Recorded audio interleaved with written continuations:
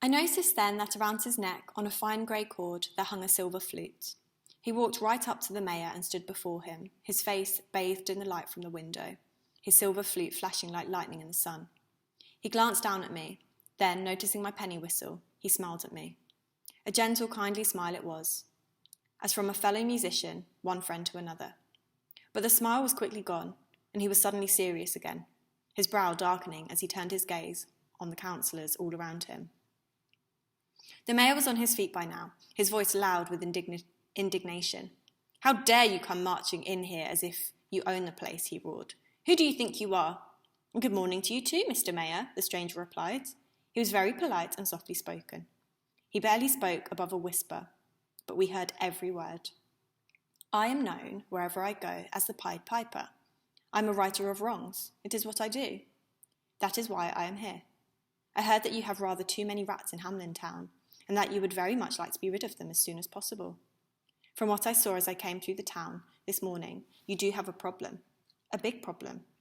There are rats everywhere. I have come here to offer you my services, Mr. Mayor.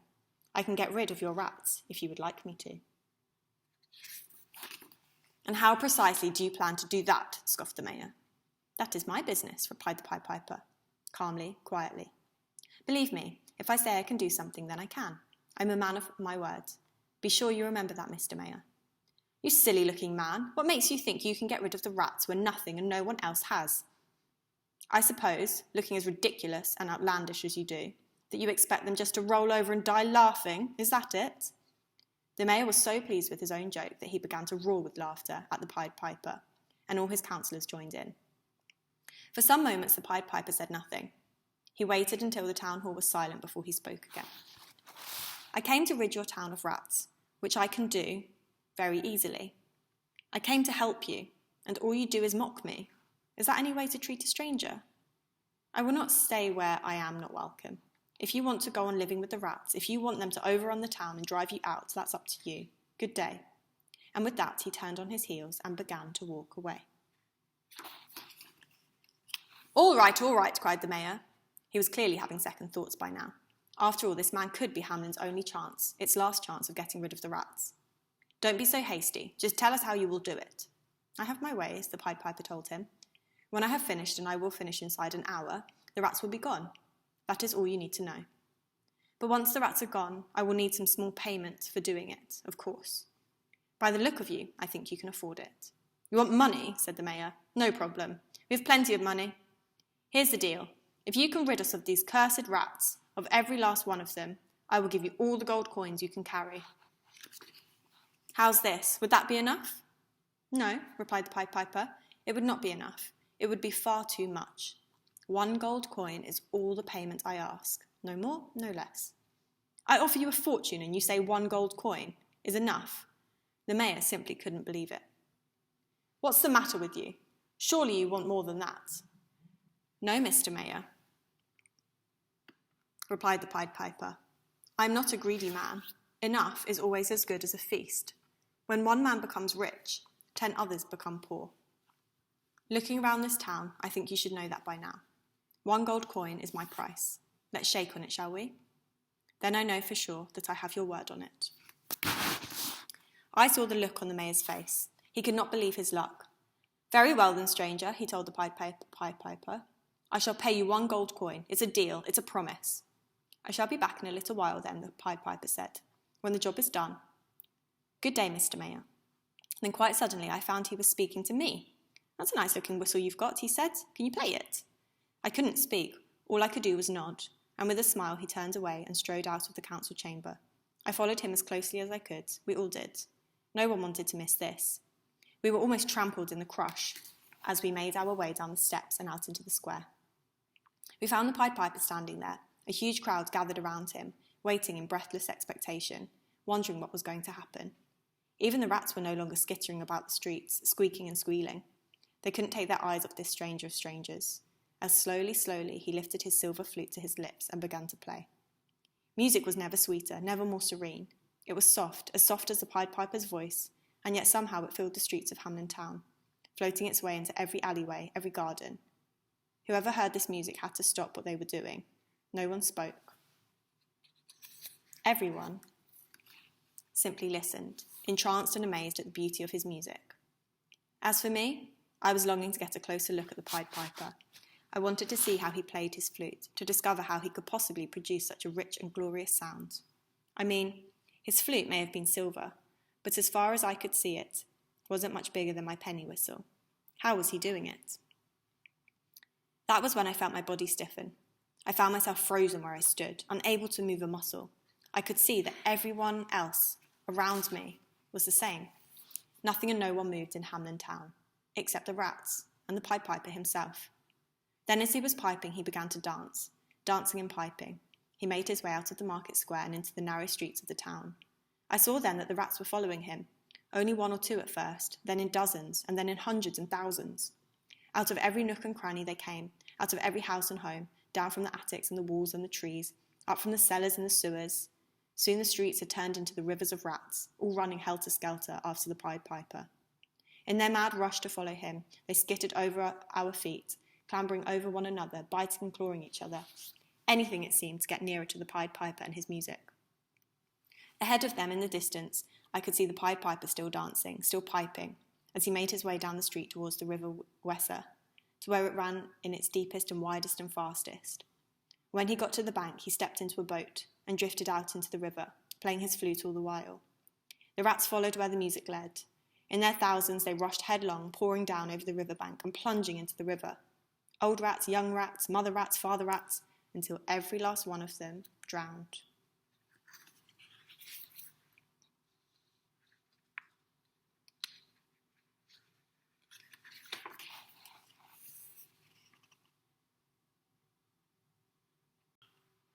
Then, and only then, did the Pied Piper lower his flute, and the music stopped.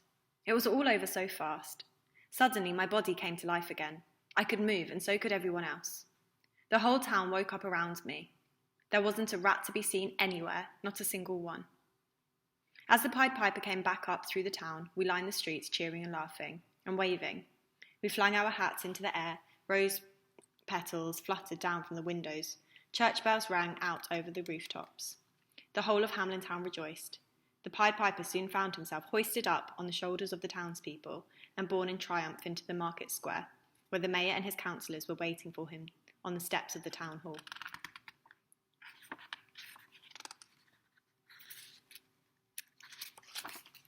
"Well, stranger, how on earth did you manage to do that?" the mayor asked him, once all the cheering had died down. "Was there some kind of magic in that music? What are you, a magician of some kind? Does that flute of yours cast some kind of spell? Hand it over," he demanded. "Let me see it." "I shall keep my flute, if you don't mind, Mr. Mayor," the Pied Piper replied. "And please, no more questions." That wasn't part of the deal, was it? All you need to know is that the rats are gone, every last one of them. I should tell you, though, Mr. Mayor, that they will be back soon enough, unless you clean up this town, unless you get rid of those mountains of rubbish. You should know that there's nothing rats like more than rubbish chips. At this, the mayor flushed an angry red. "Are you trying to tell me how to run my town?" he roared. "I was only trying to warn you, Mr. Mayor," said the Pied Piper. "I've been in many towns, in many countries, and this is the dirtiest by far. Dirt is why the rats come in the first place. Get rid of it, and you will have no more trouble with rats. It's quite obvious, really." The mayor, by this time, was spluttering with rage, but the Pied Piper simply ignored him and went on. "I haven't come back to argue with you, Mr. Mayor. I've come to get the money you owe me. 1 gold coin was the price we agreed, I believe," and the Pied Piper held out his hand.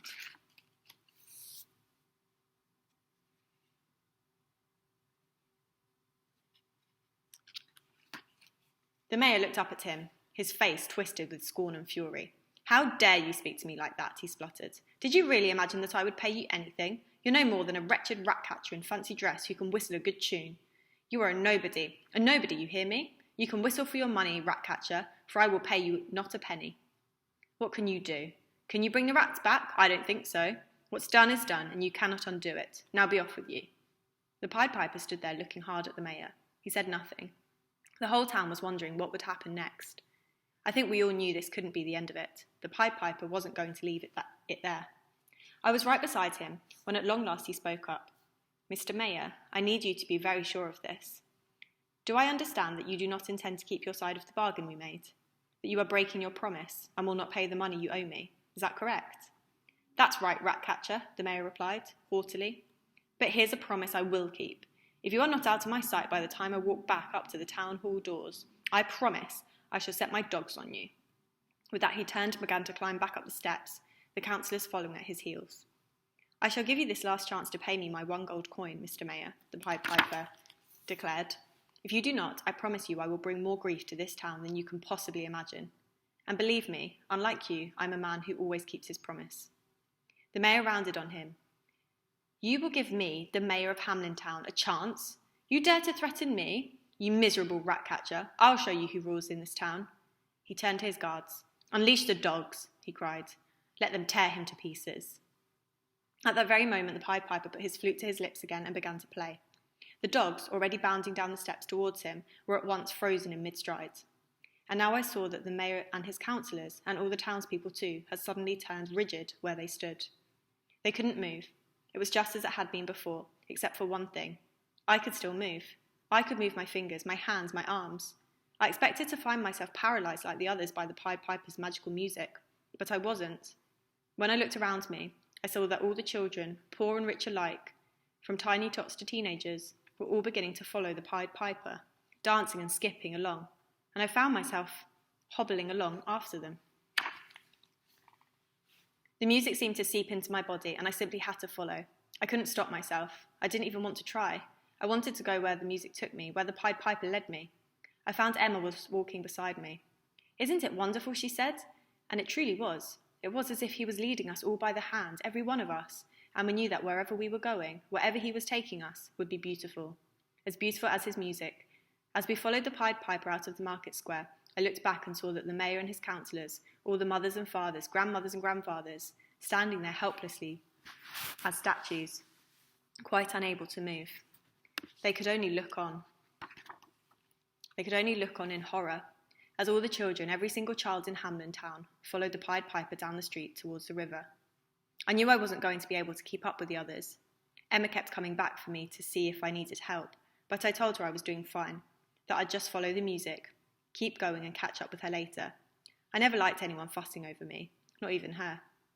By the time I got to the bridge, though, they had already reached the far side.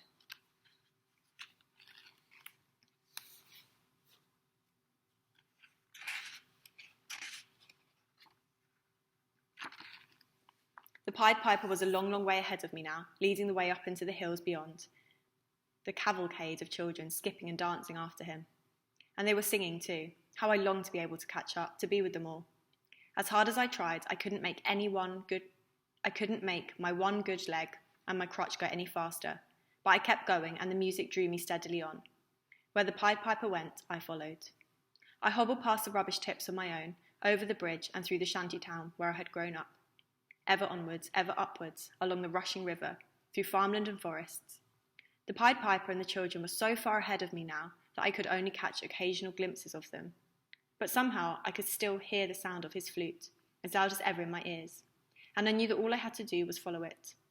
Sooner or later it would bring me to where the rest of them had gone, and everything would be all right. Time and again Emma came back for me, and time and again I told her not to fuss, that I could manage on my own, and sent her back to join the others. For that whole day, all that night, and into the next dawn, I stumbled on without stopping once.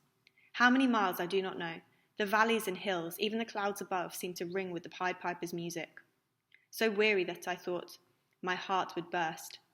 I came out of the forest into a broad green valley, looked up and saw snow-capped mountains ahead of me. Mountains so high and mighty that they touched the clouds. I knew at once that I couldn't possibly make it over those mountains, but the Pied Piper played on, and exhausted as I was, somehow I followed where the music took me. It had been some time since I had seen even a glimpse of the children, but when I did at last catch sight of them, they were not as far away as I had expected. They were following a sheep track that wound around the mountainside. The Pied Piper was leading the way, and all of them were dancing and singing. Then, as I watched, the strangest thing began to happen. I could not believe my eyes.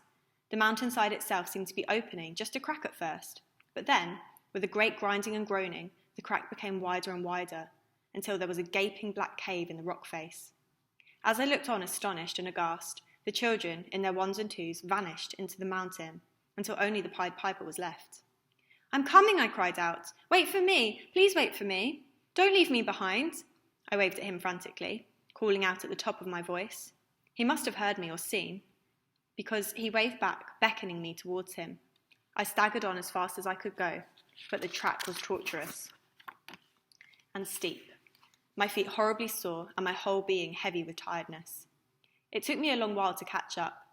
I came around the last bend in the sheep track to see the Pied Piper disappear inside, and the mountainside close again before my eyes. By the time I reached the place where the cave had been, there wasn't even the faintest trace of a crack to be seen. There was a young spruce tree growing out of a rocky ledge, a single edelweiss beside it, and there hanging on a branch was the Pied Piper's silver flute glinting in the early morning sun. I put my mouth against the rock face and shouted for all I was worth, "Open up! Open up! Let me in!" But there was no answer. I was crying my heart out by this time. Again and again I called. But no one replied. I didn't know what to do, but then it came to me that there might be one last chance. I reached up, took his flute off the tree, put it to my lips and blew, hoping against hope that the magic in the music would open up the mountainside again. No matter how hard I tried, I couldn't make a sound come out of his flute, not a single note. That was when I first heard the sound of children singing from deep inside the mountain, and then the voice of the Pied Piper himself. "Listen carefully," he said to me, his voice sounding far away and close by at the same time. "Don't feel sad. I've chosen you especially as my messenger. I need to have someone who can play my flute when the time is right." "What time? What do you mean?" I asked him. "My flute is silent now, and it will remain silent until the mayor and his councillors have made the town well again, have made it a proper place to live. Go back to Hamelin and tell the mayor and all the people, from me, that if they want their children back, then they must make their town a fit place for the children to live. Children should not have to grow up in a place where there is no honesty, where promises can be broken so easily, and where greed and wastefulness rule. There must be no more beggars, no more poor, ragged children living on the scraps from the rich man's table."